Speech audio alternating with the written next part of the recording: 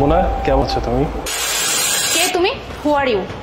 আরে আমি মেঘ, তোমার হাজবেন্ড। হেই, আগে তুমি নিজেকে দেখো ভালো করে, হ্যাঁ? নিজেকে দেখে তারপরে ভাবো যে তুমি আমার স্বামী হওয়ার যোগ্য কিনা। কি বলছো এসব তুমি? আমি তো কিছুই বুঝতে পারছি না। তোমাকে বোঝানোর মতো না আমার কাছে কোনো ফালতু টাইম নাই, ওকে? যেহেতু আমি বলেছি যে তুমি আমার স্বামী হওয়ার কোনো যোগ্যতাই রাখো না, মানে রাখো না, আর এখানে টাইম নষ্ট না করে এখান থেকে চলে যাও। মোনা, তুমি আমার সাথে এমন ব্যবহার কেন করছো? ও আচ্ছা, আমি তোমার সাথে কেন এরকম খারাপ ব্যবহার করতে চাই? তোমার মতো এরকম মানুষের সাথে এর থেকে ভালো কি ব্যবহার করবো? হ্যাঁ, তুমি না এর থেকেও খারাপ কিছু ডিজার্ভ করো। মোনা, এই হাত আমি ইচ্ছা করে হারাইনি। আমি এই হাত হারিয়েছি যুদ্ধ করতে গিয়ে, দেশের জন্য যুদ্ধ করেছি। তাই না? যুদ্ধে হাত হারিয়েছে, ফাইন। যে যুদ্ধে তোমার এই দুইটা হাত হারিয়েছে সেই যুদ্ধে তুমি হারিয়ে যাও না কেন? মোনা, একদম চুপ, একদম সিম্পেথি নেওয়ার কোনো চেষ্টা করবে না, হ্যাঁ? এই অবস্থা না তোমার সাথে কেউ থাকবে না, তোমার হাত কেউ ধরবে না। ও সরি, আমি তো ভুলেই গিয়েছিলাম, যার কিনা হাতই নাই তার হাত কিভাবে কেউ ধরবে? মোনা, এতটা বাজে চিন্তা ভাবনা তোমার? ও আচ্ছা, এখন আমি খুব খারাপ হয়ে গেলাম, আমি খুবই খারাপ, তাই না? আচ্ছা একটা কথা বলো তো, এখন যদি আমি তোমার সাথে কোথাও বেড়াতে যাই বা বাহির হই, হ্যাঁ, আমার ব্যাগ কে ধরবে? হ্যাঁ, আমার গাড়ি কে চালাবে? আমার হাতটা কে ধরবে? এসব কথা বাদই দিলাম, কদিন পর যখন আমাদের বাচ্চা হবে, আমাদের বাচ্চাকে কোলে কে নিবে? হ্যাঁ, কে নিবে? তুমি তো কোনো কিছু করার লায়কই রইলে না, আবার আসছো আমার সামনে এইসব কথা বলতে সিম্পিতি নেওয়ার জন্য। চুপচাপ বলছি আমার সামনে থেকে এক্ষুনি বের হয়ে যাও, এই সিম্পিতি না অন্য কোথাও গিয়ে নাও, আমার কাছে না, যাও। মোনা, একজন সৈনিকের শেষ পর্যন্ত এটাই প্রাপ্য ছিল।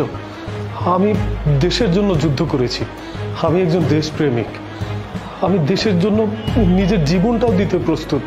শেষ পর্যন্ত আমি আমার নিজের পরিবারের কাছে এরকম লাঞ্ছিত হব, আমি কখনোই ভাবতে পারি না। আচ্ছা তাই না? অনেক দেশপ্রেম, মানে দেশপ্রেমে একদম উতলায় উতলায় পড়তেছে। তো একটা কথা বলি না, হ্যাঁ, তোমার যেহেতু এতই দেশের প্রতি প্রেম, এতই দেশকে ভালোবাসা, তাহলে যাও না, ওই দেশে যাও, দেশের মানুষের কাছে যাও, আমার কাছে কেন আসছো এরকম বোঝা হয়ে? জীবন আর তোমার চেহারা না আমার সামনে নিয়ে আসবো না। প্লিজ আমার কথা শোনো। এক্সকিউজ মি, আপনার সমস্যা কি? সমস্যা নেই।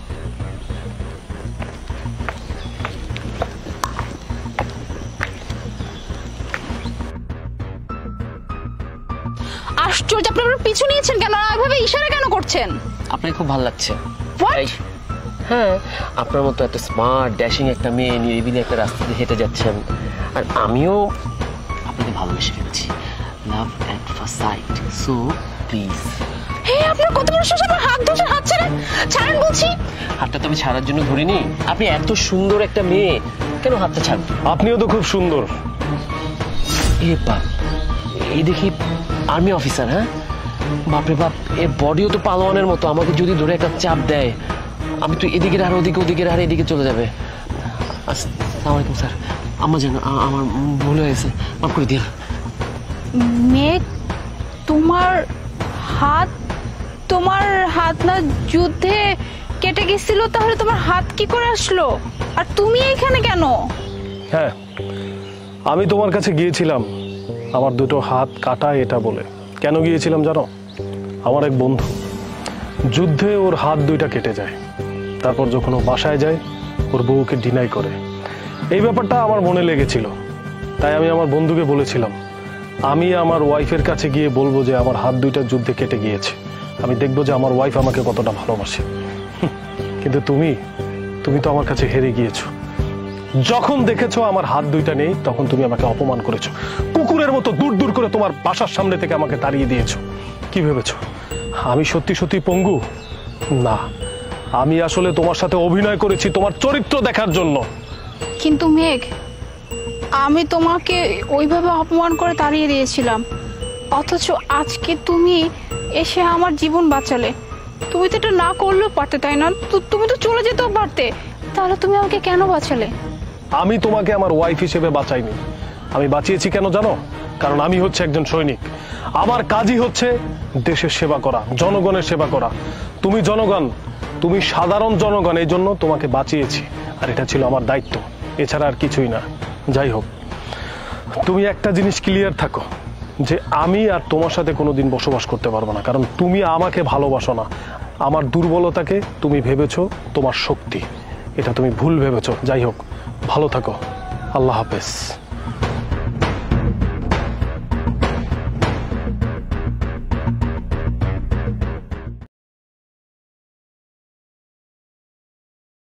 এই পরোটা ঠান্ডা কেন? পরোটা ঠান্ডা তাই না? খারান কি করছিস? কি করছিস এসব তুই? পরোটা তো ঠান্ডা হয়ে গেছে, এলাকে গরম করে দিতাছি। আশ্চর্য, তাই বলে কি পরোটা এভাবে গরম করে? আরে দূর বাবা, এইসব কোন ধরনের কাজকর্ম? কি করবোটা কি কন্ত?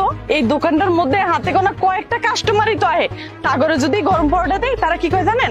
তাগর নাকি ঠান্ডা পরোটা লাগবে। আর কাউরে যদি ঠান্ডা পরোটা দেই তারা কয় আমগরে গরম পরোটা লাগবে। আমি করবোটা কি?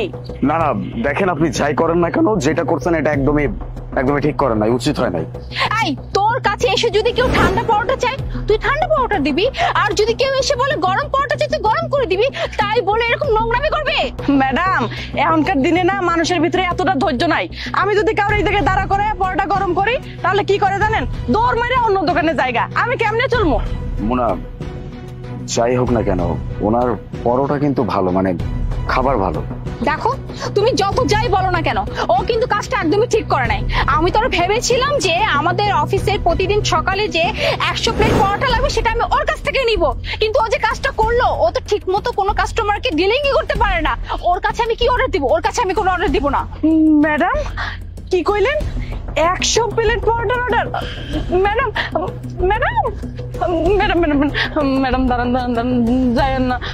আপনি কি জানি কইলেন 100 প্লেটের অর্ডার? হ্যাঁ, আমি তোকে 100 প্লেট পরোটা না অর্ডার দিতে চেয়েছিলাম, কিন্তু এখন আমি দিব না। কেন জানিস? কারণ তুই ঠিক মতো কাজ করিস না, কাস্টমারের সাথে ঠিক মতো কথা বলিস না, খাবার ঠিক মতো দিস না। কেউ যদি খাবার গরম করে চায় রাগ করিস, ঠান্ডা করে দিতে চাইলে রাগ করিস, কত সমস্যা। তোর এই সমস্যা নিয়ে যদি আমি তোকে অর্ডার দেই, পরে যখন আমি প্রবলেম হবো তখন, তাই আমি তোকে কোনো অর্ডার দিব না। ম্যাডাম দেখেন, আপনি যদি 100 প্লেটের অর্ডার আমারে দেন তাহলে আমার সংসারটা আমি খুব ভালো করে চালাইতে পারবো। আর তাছাড়া হাতে গোনা কয়েকটা মানুষই আমার দোকানে, তাও আবার টাকা দেওয়ার সময় ক্যাশ ক্যাশ করে। ম্যাডাম দেন, আমি হাত জোর করে কইতেছি আপনি আমার অর্ডারটা দিয়ে দেন। আমি তো বললাম তোকে আমি অর্ডার দিব না। কেন বা দিব তোকে অর্ডার? হ্যাঁ, তুই কি ঠিক মতো কাজ করিস না? তো তোর রাগ বেশি, মেজাজ বেশি, তাই আমি তোকে কোনো অর্ডার দিব না। মোনা দেখো, ওনার খাবার যথেষ্ট ভালো, আমরা ওনার সাথে এমন না করলেও পারি। দেখো আলিফ, তুমি বুঝবা না, ও না কাজকর্ম ঠিক মতো করে না। ওকে যদি আমি এখন অর্ডার দেই, তাও আবার অফিসে অর্ডার। তুমি একটা জিনিস ভাবো, হ্যাঁ, বাই এনি চান্স খাবারে যদি কোনো প্রবলেম হয় তখন আমার মান সম্মান কি থাকবে? কতবার প্রবলেম পড়বো, আমি কোনো অর্ডার দিতে পারবো না। ম্যাডাম ম্যাডাম এই যে আমি আমার কাজের কসম খায় কইতাছি, আপনি আমার কাছে কোনো ভুল পাইবেন না। আপনি আমার অর্ডারটা দিয়ে দেন, তারপর যদি কখনো আমার খাবারে কোনো ধরনের ভুল ভ্রান্তি পান তাহলে আমারে কইেন।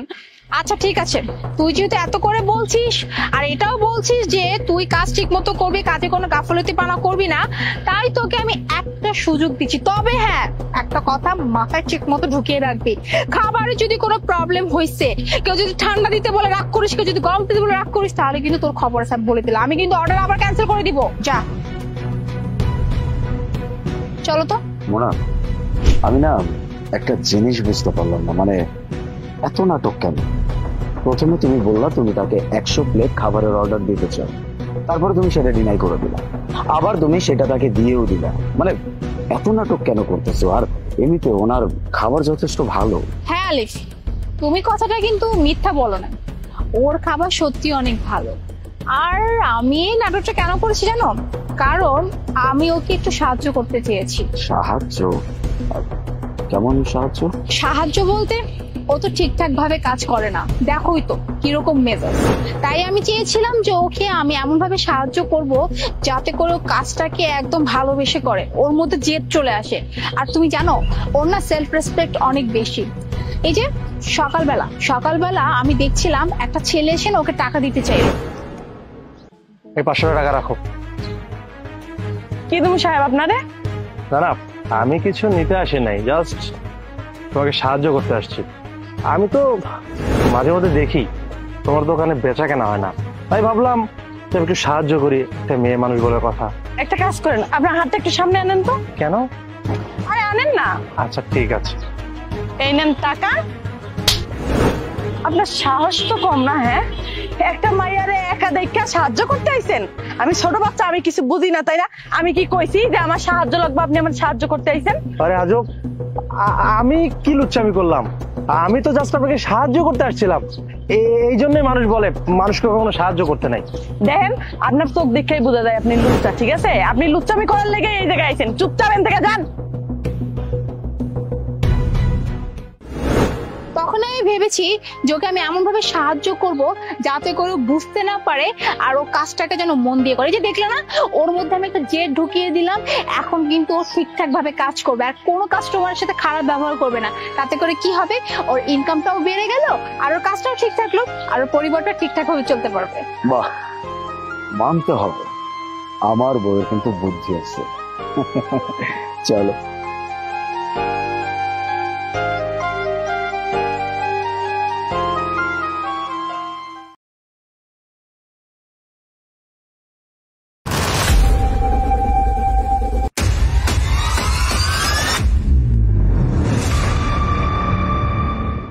ওটাকে চেক করো। কেন চেক করবে? কেন? আগে চেক করতে দেন, কথা কম কম করে দিলাম। আশ্চর্য, চেক কেন করা হবে? চেক কেন করা হইব? এই চল। হ্যাঁ সৈকত, আমি ওই বিদেশি মালটা ওই যে ম্যাডামের তরমুজের ভিতরে ঢুকাই দিছি। কিছু দূর গেলেই তুই সামনে থেকে নিয়ে নিস, ঠিক আছে?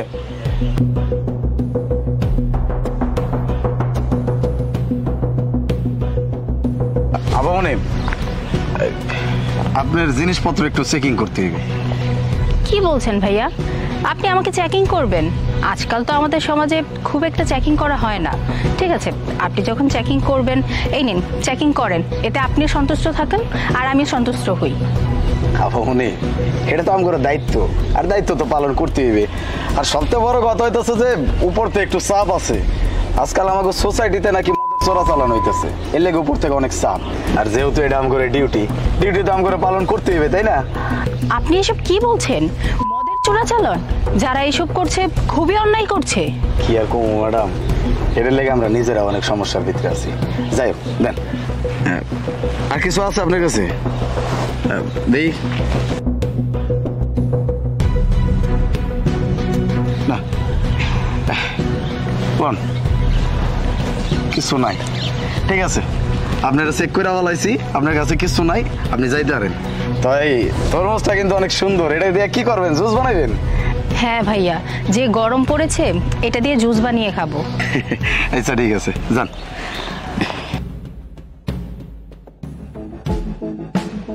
ম্যাডাম, আপনি কোথায় যাচ্ছেন? তরমুজটা আমাকে দিন, আমি আপনাকে পৌঁছে দিচ্ছি। অনেক ভারী তো এটা। না না ভাইয়া, ঠিক আছে, আমার বাড়িটা সামনেই, তাছাড়া চলেই তো আসছি। আহা দিন না, আপনি তো আমাদের সোসাইটিরই, দিন, আমি এটা নিয়ে আপনার বাসা পর্যন্ত পৌঁছে দিচ্ছি। আচ্ছা ঠিক আছে, এই নিন। আজকাল তো আপনার মতো এরকম পরোপকারী লোকই দেখা যায়। তা চলুন। দাঁড়ান। আলিফ, ওটাকে চেক করো। কেন চেক করবে? কেন? আগে চেক করতে দেন, কথা কম কম করে দিলাম। আশ্চর্য, চেক কেন করা হবে? চেক কেন করা হইব? এই চল। আল্লাহ,